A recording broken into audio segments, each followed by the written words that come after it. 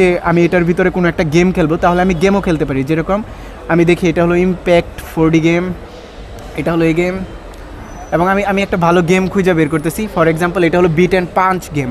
আমি যেই স্টেজটায় আছি এই স্টেজটার ভিতরে আপনারা দেখতেছেন যে একটা পারফেক্টলি যেরকম এখানে বিট অ্যান্ড পাঞ্চের মেনুটা আসবে আমার কাছে। ওকে, তো মেনুটা আসুক, আমি আপনাদেরকে দেখাই, তারপরে দাঁড়ায়া দরকার হয় আমি গেমটা খেলবো।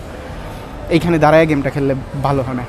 তো এই গেমটা ওপেন হইতেছে, এখন ওপেন হইতে একটু টাইম লাগতেছে। ওকে, তো গেমটা ওপেন হয়ে নেই, ওপেন হয়ে গেলে একদম পারফেক্টলি গেমটা শুরু হয়ে যাবে। ওকে, গেম ওপেন হয়ে গেছে। আমি যদি বলি যে একটু বড় করব তাহলে বড়ও করতে পারবো। হ্যাঁ, ওকে, গেমটা ওপেন হয়ে গেছে। গেম ওপেন হওয়ার সাথে সাথে আমার হাতের ভিতরে একটা দেখা গেছে আলাদা ধরনের একটা মাস্ক চলে আসছে হাতের জন্য।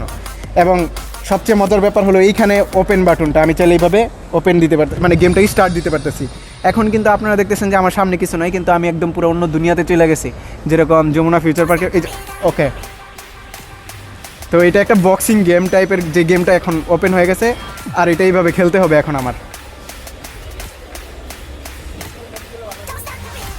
ওকে, মোট এখন এটার ভিতরে তো মনে করতো এর দূর দিয়ে কাজ চলতেছে, এতটুক দিয়ে কাজ চলতেছে এখন। তো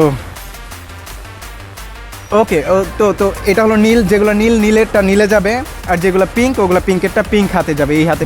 আচ্ছা, সো আমি শেষ, যেহেতু পিঙ্কেরটা অন্যটাই চলে গেছে। তো এটা হলো গেমিং সিস্টেম, ভার্চুয়াল রিয়েলিটির গেম। আরও কিছু গেম আছে যে গেমগুলো দেখতে একদম পুরাই ডিফারেন্ট। যেরকম অ্যাভেঞ্জার যে গেমটা আছে ওইটা খেলে আমি হয়তো আপনাদেরকে দেখাইতে পারতেছি না, বাট ওইটা এতটা ইন্টারেস্টিং যে আপনি চাইলে বিভিন্ন মাল্টিভার্সে যায় অ্যাজ আয়রন ম্যান বা ডক্টর স্ট্রেঞ্জের মতো হয়ে ওইখানে গেম খেলে আসতে পারবেন।